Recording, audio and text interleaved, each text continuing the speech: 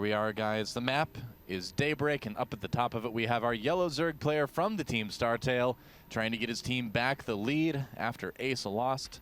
It is none other than StarTale.Life. StarTale.Life. Yeehaw! Yeah, StarTale. Wow, that was an awkward accent to transition into for a moment. Down at the bottom, we have our other Zerg player in this ZVZ. We have, from Team Liquid Sheth. Probably a little bit tired.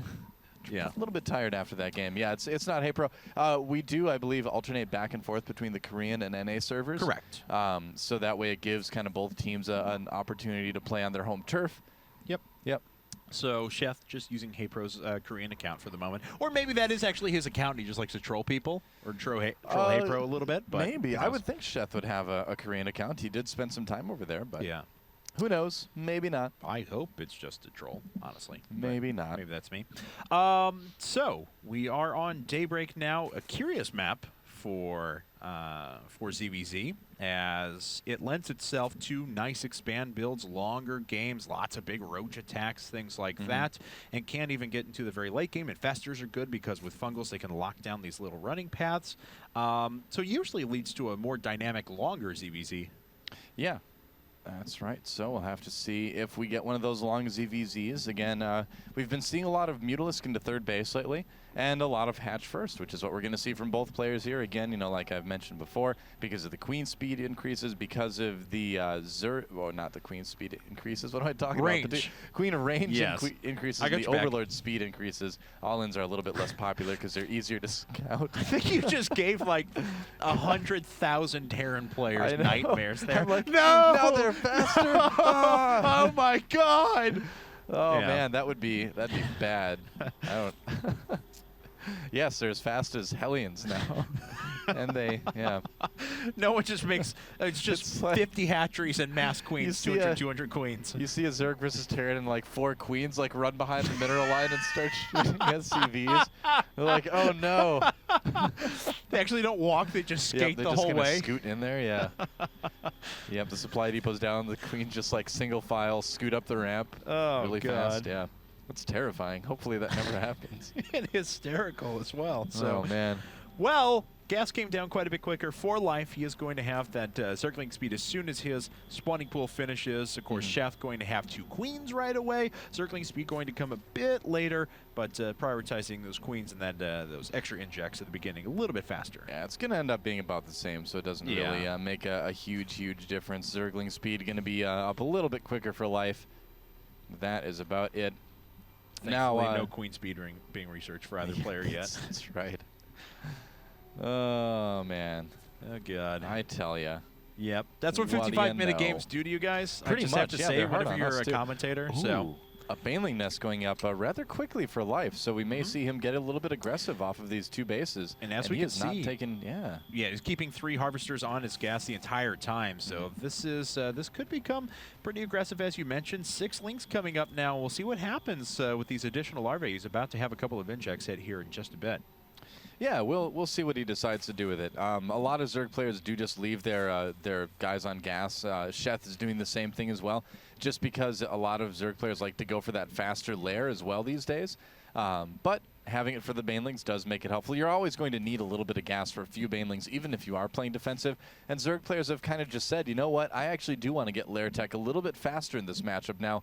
A lot less roaches being made before Tier 2 and a lot more lair tech before any sort of aggression. So we'll have to see what each player decides to do out of that. Now it looks like Sheth might get vision out of this. There's a lot of Banelings coming in for Life. He is indeed getting aggressive. Yeah, and another 10 lings just popped as well. So he's running a little bit behind this, so not going to try and do too much damage. Oops. Oh, 2 lings going down to just 1 Baneling there. So Sheth already getting a little bit better of that there. We've seen some players in this situation just preemptively pull all their drones off, and there they go for Sheth. Oh, but he made right into the Banelings. Oh, God. Whoops. Oh, no. That is a disaster for Liquid Sheth, losing a ton of drones. Those could be focused down, and indeed they will be. Oh, my Life God. just killed, how many was it, 12 drones. That is harsh. What is the worker count now for both of these players? It's probably looking pretty good for Life. Yeah, yes, 32 to 19, doubling the supply right now of Liquid Sheth in terms of workers, and that hurts, man. That is a painful thing to have happen in a ZVZ, because now Life can basically do whatever he wants. You know, he doesn't really need to worry that much about a counterattack. Sheth is not the type of player, in my experience anyway, in the games I've seen from him, to go all in off of something like this. And we can see him remaking drones right now. So Life, being the aggressive Zerg that he normally is, getting a big lead in this game already. Yeah, up by 10 workers for now, and continuing to drone up. He's got layer tech on the way. Roach Warren probably in just a bit as well. And, a couple of Banelings for a couple of Banelings there. Not too bad. And we'll see if Sheth can macro his way out of this. Yep. Yeah, we'll see. Lair almost done right now for Life as well, so he's going to be a little bit ahead in that regard, too. And I think this would be a perfect occasion to go for Mutalisks. When you know, yeah, there's a Spire immediately for Life. This is going to let him get a safe third if he wants to, but it's also going to let him put a ton of pressure on Sheth and make Sheth do things he doesn't want to do with drones. He's going to need to turn drones into spore crawlers. He's going to need to use some of his very low mineral count on more queens to stay alive. I'm sorry, that just sounded so funny. He's going to make him do things he doesn't want to do to drones. Well, yeah, anyway. Maybe that's an awkward way of saying it, but the fact remains true that Sheth is going to have even more damage done to his economy, and that he's going to need to make spores and things like that. Yeah, we do have a few Banelings being morphed in for Life off to the left, so we can continue putting on pressure while he defends back at home. We see him with the Mutalisks, or Spire, I should say, about halfway finished at the moment, +1 weapons for range units coming up as well. Yeah. And he's going to start rolling through with these Banelings. Life's perfectly safe, too. I mean, he's got some Banelings at home to defend. He's got a nice Sim City up at his front, and Sheth can't get in there and do damage. Oh, but these Banelings, Sheth not paying attention. Oh, no, losing not as many drones as he maybe could have, but still, that hurts a lot again. You know, I mean, down to 17 workers, or no, having 17 workers lost, down to just 41 in total. And does manage to cancel that, which does help. Yeah, certainly does. And it looks like Life will be able to swing in, clean that up, and start remacroing once again. But of course, Life was just saving up that entire way for these Mutalisks, which are now popping out. So, and there's not a lot of anti-air out for Sheth at the moment. He's going to have to rely on some pretty darn good control to be able to ward those off. Yeah, and Life's going to go for that macro hatch instead of the third, putting that third down a little bit later now, too. And he doesn't really need to worry about taking a third base all that fast, since he knows that Sheth hasn't been able to take one either. Throwing down that Roach Warren as well, so yeah, just using those Mutalisks as a good transition into a stronger late game. Roach Warren over at his third as well, so it is picked up on by Sheth at the moment. He sees that this hatchery is up, but of course the Mutalisks are revealed, and we'll see what they can do. Nice job, though, just running out and picking off Overlords pretty much all across the map. Yeah, this is what you do now in ZVZ with Mutalisks. The first order of business is to do things like target Banelings down, like we're seeing there, kill off Overlords, just get control of the map completely, so your opponent can't see anything outside of their base, and then from there you can do whatever you want. You can tech how you want, you can try to take an extra expansion or two, and it becomes very difficult for your opponent to make good decisions just because they're going to be lacking a lot of information. And of course the DPS isn't great on Mutalisks, but there's still enough to ward away pretty much anything that would run up for Sheth at the moment. He is going up to Pathogen Glands. Obviously, his Infestation Pit is down, so he's going to try and defend on the back of a few high-energy Infestors. It's still going to be a tough task. It is possible for him to come back here, but it's going to be very difficult. Yeah, definitely. Life just kind of poking in. He's like, all right. And I like this decision by Life, too. I mean, he knows he's got more tech on the way. He doesn't need to worry about doing a lot of damage to Sheth right now. He's already completed the objective he needed to complete with those Mutalisks, so he doesn't need to make any more. He can kind of just use those to maintain map control. Now, on Sheth's side of things, he's going to just need to go for a big, strong two-base attack. He's going to have a very hard time taking a third, throwing down that Roach Warren there. He's getting his upgrades. He's going for Infestors as well.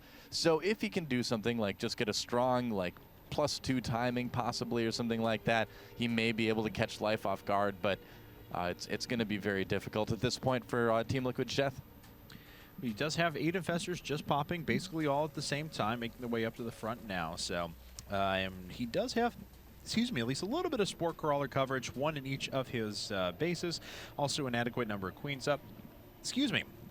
So besides the map control that's being taken, why, thank you. You're welcome. These Mutalisks aren't going to do too much damage inside of the base. They may pick off a few workers and try and just kind of bounce away and pin Sheth in longer because, of course, Life now sitting on, well, 4 bases. You know, if Life wants to be really annoying, he can pick off that Roach Warren and force the Queen to come to him because Sheth didn't have a Spore Caller there. He will get a nice scout of everything. Looks like. Most everything, anyway. Yeah. And did pick up on that Roach Warren before whenever he was attacking over at the third to try and deny it. So he knows pretty much everything that's up. It's nothing too out of the ordinary for Life. Using those Mutalisks as we've seen so often to just get to safe Roach attack in an eventual later game and take dominance of the map. So very cool stuff. Yep, trying to deny that third yet again. And Baneling's coming down as well. Ooh. Oh, look at that split. He does get a few caught with Fungals, but that's going to force more energy than Sheth would have liked to have used at this point with those Infestors. Still going after that hatchery is going to make Sheth use more energy. Oh, and he takes it out without the cancel. That worked beautifully. Yeah, I mean, it's perfectly fine to lose some of those Mutalisks now. And here comes Sheth, or here comes Life, rather, with a little bit of Roach aggression, kind of clearing things up for the final attack. And here we go. Yeah, Baneling's going right through those spine crawlers.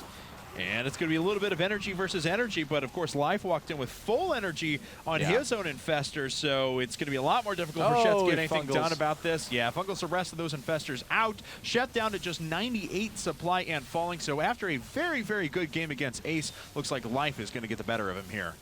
Yeah, I mean, Sheth's pushed back into his main. Life swarming across the map now with plenty of Roaches. It was interesting that he kind of led in with the Infestors. That's something that you don't see very often. But with all these Roaches showing up here, I think we're going to see the GG from Sheth fairly soon here. A valiant effort from our Zerg player and Team Liquid. But it looks like StarTale's going to take the lead yet again. Okay, well, Sheth, always a player, though, who's good about fighting to the last man. But there it is, GG, and StarTale has taken game number 3. Yep, well played by Life. He basically just executed on everything he needed to, or he wanted to do.